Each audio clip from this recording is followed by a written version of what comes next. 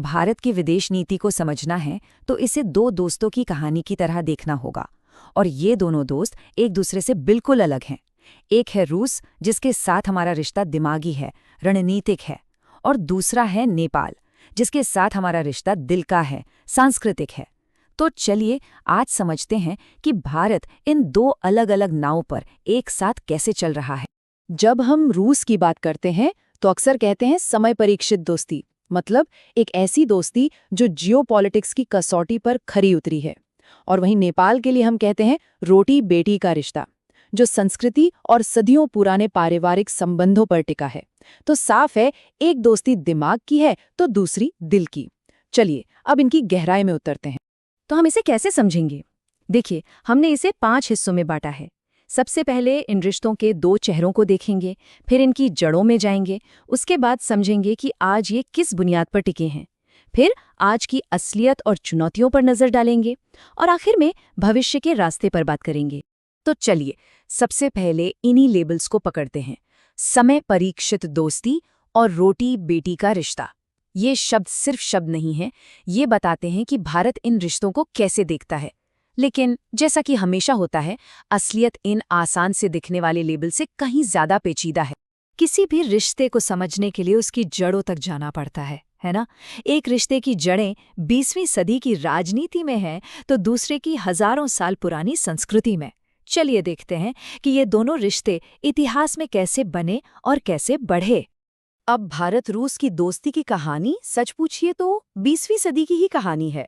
इसका सबसे बड़ा मोड़ आया 1971 में, जब बांग्लादेश युद्ध के दौरान सोवियत संघ अमेरिका, चीन, पाकिस्तान के खिलाफ भारत के साथ चट्टान की तरह खड़ा रहा। फिर 2000 में ये रणनीतिक साझेदारी बन गई और हाल ही में 2022 के यूक्रेन संकट के बाद आर्थिक जरूरतों ने इसे और भी गहरा कर दिया है। और अब रूस से एकदम अलग कहानी है नेपाल की। ये रिश्ता रामायण काल जितना पुराना है, माँ सीता से जुड़ा हुआ। ये रिश्ता गौतम बुद्ध की जन्मस्थली लुम्बिनी से जुड़ा है। हाँ, ये सच है कि 1816 की सुगौली संधि ने एक आधुनिक सीमा जरूर खींची, जिसने कुछ विवादों के बीज भी बो दिए, लेकिन 1950 की संधि ने उस खुली सीमा की नींव रखी जो इन दोनों देशों को आज भी एक अनोखे तरीके से जोड़ती है। ठीक है, इतिहास तो देख लिया, पर आज क्या? आज ये रिश्ते किस नींव पर टिके हैं? वो कौन सी चीज है जो इन दोनों साझेदारियों को आज भी इतनी मजबूती से जोड़े हुए है? भारत रूस के रिश्ते की बुनियाद एक शब्द में कहूं तो डिफेंस। आज भी भारत अपने लगभग 60% सैन्य हथियार रूस से ही खरीदता है। ये आंकड़ा अपने आप में सब कुछ कह देता है कि भारत अपनी सुरक्षा के लिए रूस पर कितना ज्यादा निर्भर है। और देखिए, ये सिर्फ गिनती के हथियार नहीं है, हम बात कर रहे हैं S-400 जैसे दुनिया के सबसे आधुनिक एयर डिफेंस सिस्टम की, Su-30 MKI फाइटर जेट्स की जो हमारी वायुसेना की रीढ़ हैं, और ब्रह्मोस जैसी सुपरसोनिक मिसाइल जो कि एक जॉइंट वेंचर है। मतलब ये रिश्ता सिर्फ खरीदार और बेचने वाले का नहीं, बल्कि गहरी तकनीकी साझेदारी का है। और अब जैसे ही हम नेपाल की तरफ मुड़ते हैं, तस्वीर पूरी तरह बदल जाती है। यहाँ रिश्ते का आधार हथियार नहीं, बल्कि खुली सीमा है। सोचिए जरा, 1850 किलोमीटर लंबी एक ऐसी सरहद जिसे पार करने के लिए न पासपोर्ट चाहिए न वीजा। ये रिश्ता सरकारों से ज्यादा लोगों का है। ये जो रोटी बेटी का रिश्ता है ना, ये सिर्फ कहने की बात नहीं है। 1950 की संधि के तहत नेपाली नागरिकों को भारत में काम करने, प्रॉपर्टी खरीदने और यहाँ तक कि भारतीय सेना की गोरखा रेजिमेंट में शामिल होने का भी हक है।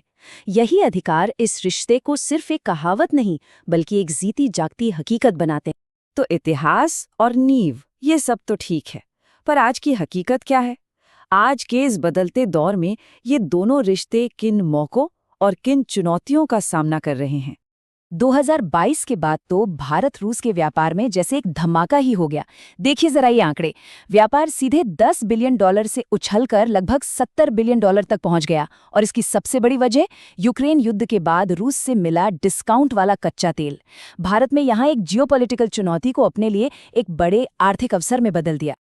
ये टेबल देखिए, आज की पूरी कहानी को एक जगह समेट देती है। एक तरफ रूस हमें ऊर्जा सुरक्षा दे रहा है, लेकिन साथ ही पश्चिमी प्रतिबंधों और चीन से उसकी बढ़ती नजदीकी की चुनौती भी है।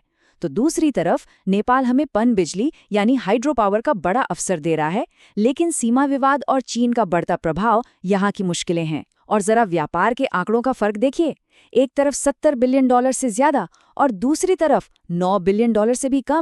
अब चुनौतियों की बात करें तो इसका एक ताज़ा उदाहरण है नेपाल के साथ हुआ ये वाकया, जब नेपाल ने अपने 100 रुपए के नोट पर नया नक्शा छापा जिसमें कालापानी जैसे विवादित इलाके शामिल थे, तो जाहिर है दोनों देशों में तनाव बढ़ गया।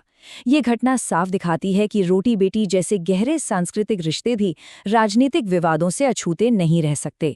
तो अब हम आते हैं सबसे बड़े सवाल पर, आगे का रास्ता क्या है? क्या ये दो बिल्कुल अलग अलग रास्ते एक ही मंजिल की ओर ले जा सकते हैं? इन दोनों बिल्कुल अलग-अलग दिखने वाले रास्तों की मंजिल असल में एक ही है, और वो है स्ट्रेटेजिक ऑटोनॉमी।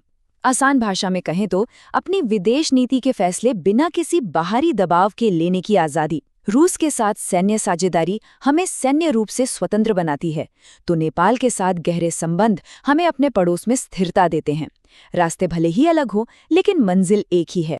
और यहीं पर हम एक बहुत ही दिलचस्प सवाल के साथ रुकते हैं, भारत इन दो बिल्कुल अलग रास्तों पर एक साथ चलना कैसे जारी रख सकता है? यही वो कूटनीतिक संतुलन साधने की कला है जो आने वाले समय में भारतीय विदेश नीति की सबसे बड़ी परीक्षा होने वाली है।